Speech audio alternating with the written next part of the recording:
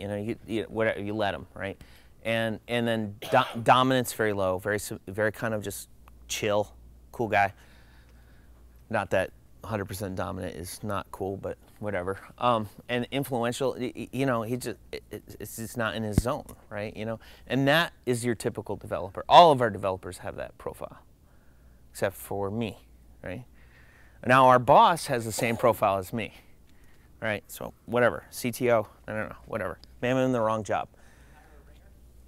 What's that? Yeah, maybe. He hired someone he liked because, you know, I'm similar to him, I guess, you know.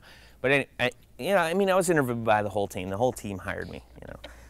So anyway, this is interesting, you know, the kind of back to the know your team thing, you know, there are cheap ways of knowing your team.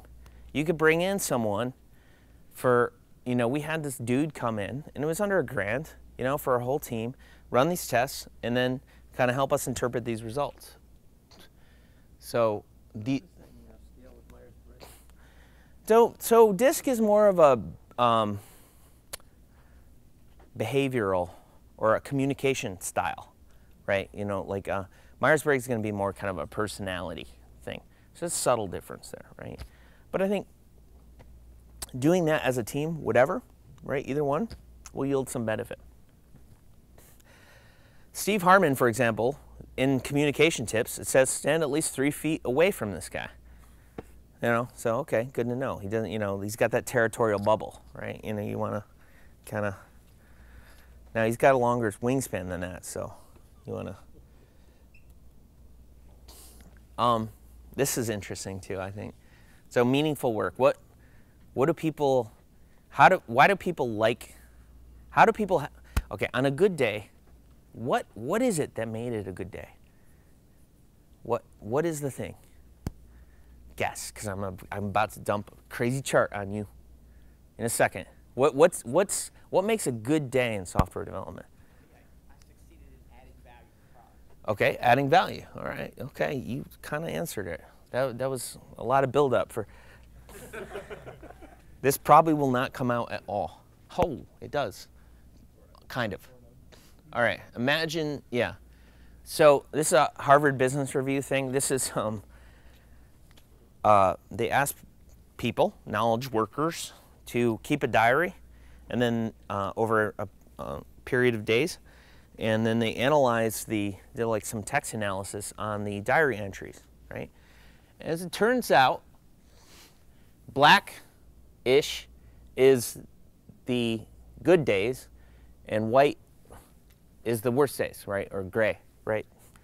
So it turns out progress was mentioned when an entry was like, today was a good day, 76% of the time progress was mentioned, right? So I think productivity, more than even just like I'm doing good for humanity, you know, keeping things productive, right? Now that can be really hard. It's hard to, I'd say in the beginning of version 1, I've had the luxury, I went almost 12 years in greenfield development. So pretty good run there for a while. And I want to get back to it, I'll tell you right now. And then I went to version 1, kind of brownfield, you know, technical debt land, dealing with that, you know, typical startup story, right, where we just slammed it in, got it done, made a really successful business, and now we got to deal with all the consequence of delivery trumping quality, right? So, all right, a little corrective action, fine, you know. And it was hard to be productive, right?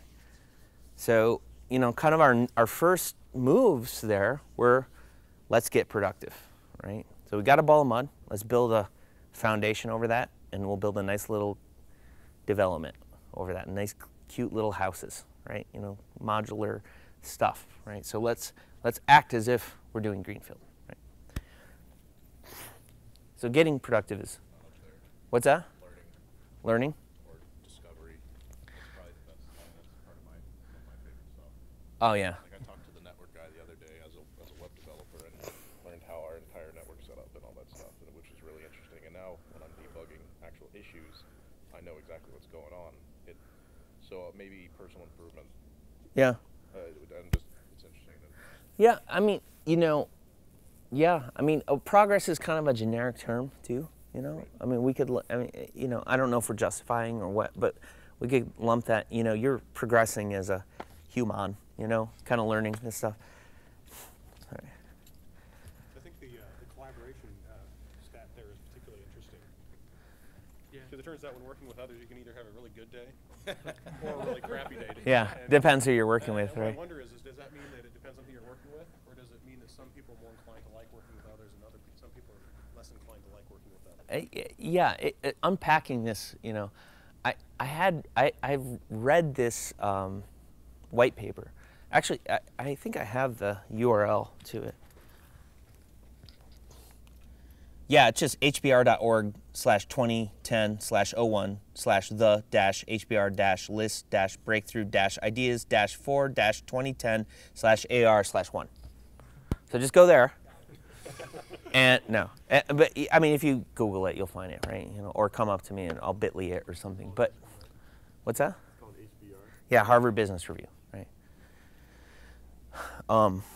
But it's interesting to me, you know. It's like I mean, try to pave the way towards productivity. I've given up on enumerating the list, right? Okay, that is stupid, right? Without a whiteboard, it's impossible. No one can do it except for maybe you. But anyway, all right. So who knows about this flow thing? Flow. Learn it, live it, love it. That's a really small graphic. I try to recreate this, but my Illustrator skills are sorely lacking. I think, you know, as far as making positive change, you want to kind of develop. Who's been in a flow state? Who's been working on something and you're just so into it? You've looked at the clock and you're like, whoa, where did time go? Who's been there? Is it awesome? Yeah, it is awesome. I want to be there all the time. You know, I want to show up at work, be in a flow state, and be like, lunch, sweet. All right, I was in a flow state. Back in the flow state. Home, awesome. You know, like that's 15 minutes. Okay. Is there any water? No? Okay. I think keeping people in a flow state is great. So there's this kind of zone of flow, right, where you have the low.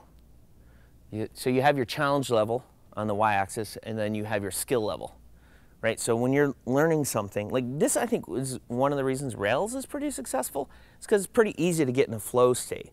You know, it's a little, you know, fuzzy front end, you know, as far as like gathering all the material, getting it going, whatever, that kind of thing. But in general, like you pop Rails guides open, you have all these kind of things, and you just kind of truck with it, you know? And then you get kind of more into some of the more complicated features and like Ruby programming and that kind of thing at a higher skill level, right? But you can get something, you can put something down. You can, what's that? No. Is it? Did you? Oh, sweet. Thanks, man. So I think, you know, good catch. Thank you. So I think, you know, part of kind of making a positive change is paying attention to this. And what you find is when people have a high skill level, you know, like I think my skill with .NET programming is pretty high, I would say. Not, you know, it's good. You know, I'm a good .NET programmer. But the challenge is like minimal. Like I'm kind of bored. I'm kind of hating life. That's kind of the zone of boredom, right? When your challenge level is high, but your skill is low, like, all right, now I've got to do something in Python. I've done butt kiss in Python, right? Nothing, right? That's kind of the zone of frustration, right? So you want to kind of keep people, you want a nice 45-degree angle there, right? So just as a change agent, if you're coming, you know, joining a group of developers or product community, pay attention to this. Are people bored? Are they frustrated? Now, hopefully you can kind of eliminate some of the frustration things at the hiring and the interview stage. The boredom is kind of more of the thing, I think, to kind of you'll encounter. So So you got to pay attention to flow. I think too, back to consensus gradient and that kind of tool and determining what's going to be successful, I think there's a coaching flow or a change agent flow, right? And that has to do with, you know, keeping, as a change agent, winning, right? Keeping a momentum going, right, with the changes that you're making by choosing the right changes, you know? Okay. So we have relaxation, arousal, the zone of arousal. I don't know what that means, but anyway, it's intriguing. All right, let's go through these slides real quick. There's just a few. All right. Okay, so I want to talk a little bit about, no, we're not, that's too German. All right, so I think shared values are a huge deal, right? I think that I'm kind of, okay, I'll give you the lowdown on this, but I think that setting your team value system is key. So who has a value system at a team level? Your product community, what are your values? Is it just XP values? There's a great set of values.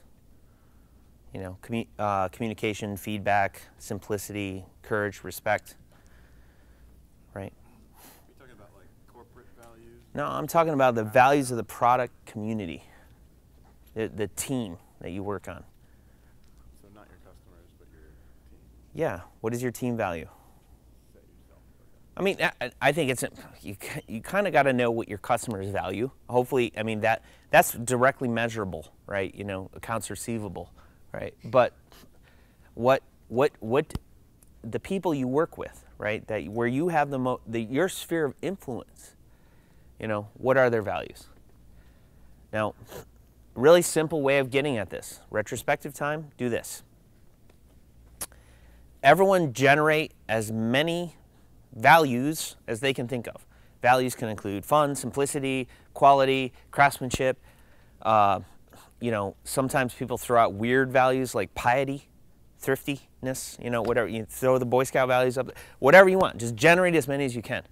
Then give everyone 5 dots, you know, 5 little sticky dots or check marks or whatever, and they can vote for the values that they find interesting. And what you'll find is a scatter plot where, you know, you condense down to, for example, version 1, we have like fun, delivery, learning, respect. Those are our values, right?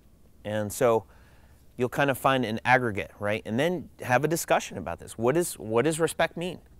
What is an example of disrespect? What is an example of respect? You know, what is fun? What do you mean by fun? Why? I mean, 8 people that voted on it, you know, that kind of thing. I think that's, we talked about the interview and getting to know people on an individual basis. Let's create a team identity. Let's create an identity for this biomass that's going through and making these products, right?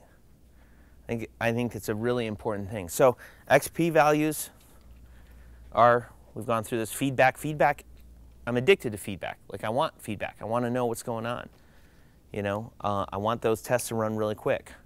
You know, I want that build to be divided into progressive informational chunks to be kind of you know, like a pipeline, if you will. Communication, easier said than done, but it's subtle, man. You know, like version 1, we have a protocol for communication it's stated protocol. I mean, it's not a hard thing to do, but we have this behavior where, you know, hey, if it's a YouTube video, it goes on email. If it's something that you need a Sherpa to get through some particular hard bit of code, it goes on Skype. If you're really blocked, go use your walking technology and your mouth technology to get a Sherpa, right? So we have these kind of moves down, this like communication kata. And I think you want to focus on that, right? And that's key. Simplicity, no one really gets this. I mean, it's just, you know, everyone likes to overcomplicate things, but, you know, it's hard. I mean, simplicity is an incredibly hard thing to do, right? You know, we have had some of the most complicated code